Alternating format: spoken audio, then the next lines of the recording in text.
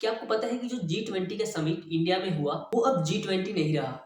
अब ये G21 बन चुका है। और साथ ही इस वीडियो में ये भी जानेंगे लोग कि इंडिया ने इस G20 समिट पे जो 4100 करोड़ रुपए खर्च किए, उसका क्या रिटर्न्स मिलने वाला है। तो चलिए शुरू से स्टार्ट करते हैं और सबसे पहले हम जानते हैं G20 के बारे में।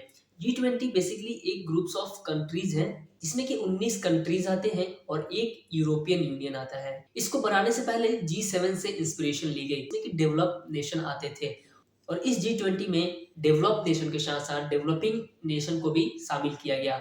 और इस साल की G20 की अध्यक्षता जो मिली थी वो इंडिया को मिली थी, इसीलिए ये इंडिया में होस्ट किया जा रहा है। और इस G20 को होस्ट करने के लिए इंडिया ने लगभग 4100 करोड़ रुपए का खर्च किया। बेसिकली जब इंडिया को G20 की अध्यक्षता मिली थी तो उस वक्त बजट बनाया गया था कि इस G20 के समिट के ऊपर मात्र 990 करोड़ रुपए ही खर्च करने हैं। लेकिन गवर्नमेंट ने जब इस प्लान को एग्जीक्यूट किया तो लगभग 4100 करोड़ रुपए खर्च हो गए। और कुछ लोग इस चीज को क्रिटिसाइज भी कर रहे हैं क्योंकि इतने सारे पैसे एक समिट पे खर्च करना बेतुकी है। लेकिन इसके अपोजिट इसके कुछ एडवांटेज भी हैं जो इंडिया को इन फ्यूचर देखने को मिलेंगे। तो चलिए हम डिस्कस करते हैं इस G20 की सबसे अहम बातें। बेसिकली ये जो G20 हुआ दिल्ली में हुआ 9 से 10 सितंबर को, जिसमें कि भारत सरकार के द्वारा दिल्ली डिक्लेरेशन लाया गया। ये बेसिकली बहुत ही इंपॉर्टेंट डिक्लेरेशन है इंडिया की वजह से। इसमें बहुत ही अहम अहम 10 स्टेटमेंट को लाया गया और सभी कंट्रीज ने उस 10 स्टेटमेंट पे एग्री भी किया। इसमें से जो सबसे अहम स्टेटमेंट है वो ये है कि सभी कंट्रीज जो है वो मिलके एक साथ आतंकवाद का विरोध करेगी। साथ ही सभी कंट्रीज मिलके एक साथ सस्टेनेबल डेवलपमेंट गोल्स पे काम करेगी और वन अर्थ वन फ्यूचर के ऊपर काम करेगी।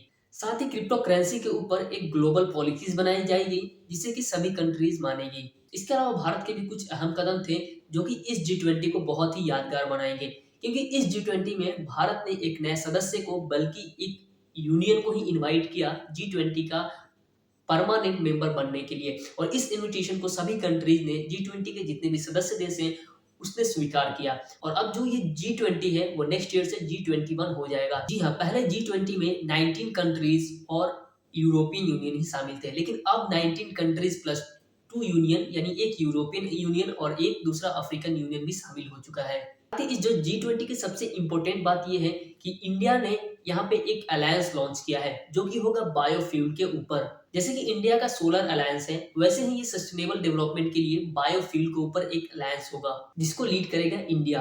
इंडिया नहीं, भारत, क्योंकि इंडिया भी इस समिट के अकॉर्डिंग बन गया है भारत।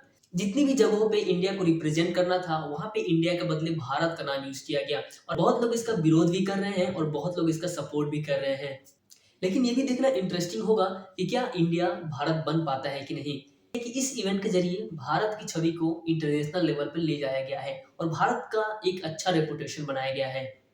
बेसिकली जैसे हम लोग मार्केटिंग करते हैं, किसी भी प्रोडक्ट की फीचर्स के बारे में बताते हैं, किसी भी प्रोडक्ट को अच्छे तरीके से शोकेस करते हैं, वैसे ही इस G20 के माध्यम से भारत की इमेज को अच्छे तरीके से मार्केट किया गया है पूरी कंट्रीज के बीच।